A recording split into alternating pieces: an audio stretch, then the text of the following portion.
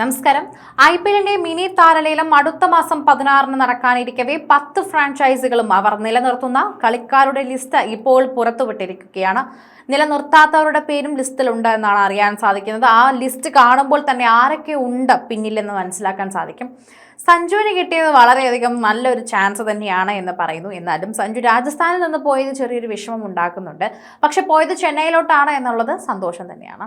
എന്നാൽ സഞ്ജുവിനെ കൂടാതെ ചില മലയാളികളെ എടുത്ത് നോക്കിക്കഴിഞ്ഞാൽ അത് കുറച്ച് ബുദ്ധിമുട്ടാണെന്നാണ് പ്രേക്ഷകർ പറയുന്നത്.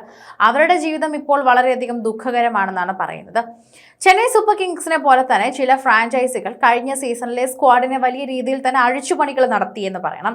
എന്നാൽ മറ്റു ചിലരെ കുറച്ചുപേരെ മാത്രമേ കൈവിട്ടിട്ടുള്ളൂ എന്നും പറയുന്നുണ്ട്. ഭൂരിഭാഗം ഇങ്ങനെയാണ്.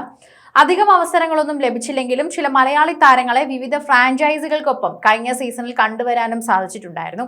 ഇവരാരൊക്കെയാണ് ടീമുകൾ നിലനിർത്തുക എന്നതും ആരെല്ലാമാണ് ഒഴിവാക്കപ്പെട്ടതെന്നും നമുക്ക് അറിയേണ്ട ഒരു പ്രധാനപ്പെട്ട വിഷയം തന്നെയാണ്.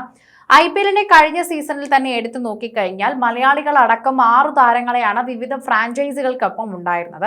ഇതിൽ 4 പേർ അടുത്ത തവണത്തേക്കും ടീമിൽ നിലനിർത്തപ്പെട്ടപ്പോൾ തന്നെ ശേഷിച്ച 2 പേരെ ഫ്രാഞ്ചൈസികൾ കൈവിടുകയും ചെയ്തിരുന്നതായി തന്നെ വിലയിരുത്തപ്പെടുന്നുണ്ട്. കൃത്യമായ തന്നെ കാര്യങ്ങൾ നമുക്ക് അറിയുകയും ചെയ്യാം. ഇതോടെ ഇനി ഡിസംബറിൽ വരുന്ന മിനി താരലേലത്തിൽ പുതിയൊരു ഫ്രാഞ്ചൈസിയുടെ വിളി എത്തുമെന്ന പ്രതീക്ഷയിൽ തന്നെ കഴിയുകയാണ് ഇവരെല്ലാവരും എന്ന് പറയണം. എന്താണ് കൃത്യമായ ഇവരുടെ ഇടപെടലുകൾ, അല്ലെങ്കിൽ ഏതൊക്കെ മലയാളികൾക്കാണ് പണി കിട്ടിയത്? മലയാളി താരങ്ങളിൽ കേരളത്തിന്റെ ഐക്കൺ എന്നും വിശേഷിപ്പിക്കപ്പെടുന്ന ഒരാളാണ് സഞ്ജു സാംസൺ. അടുത്ത സീസണിൽ പുതിയ കുപ്പായത്തിലാവും കളിക്കളത്തിലെത്തുക എന്ന് എല്ലാവർക്കും അറിയാം.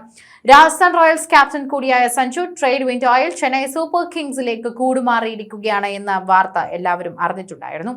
രവീന്ദ്ര ജഡേജ, സാം കറേൻ എന്നിവരെ തന്നെ വിട്ടുകൊടുത്താണ് ഇപ്പോൾ ഇതിഹാസ താരം MS ധോണിയുടെ പിൻഗാമിയായി സഞ്ജുവിനെ CSK കൊണ്ടുവന്നിരിക്കുന്നത്. സഞ്ജു കഴിഞ്ഞാൽ അടുത്ത സീസണിലേക്ക് നിലനിർത്തപ്പെട്ടിരിക്കുന്ന അടുത്തയാൾ മറ്റൊരു വെടിക്കേറ്റ് ബാറ്ററും വിക്കറ്റ് കീപ്പറുമായ വിഷ്ണു വിനോദ് തന്നെയാണ്.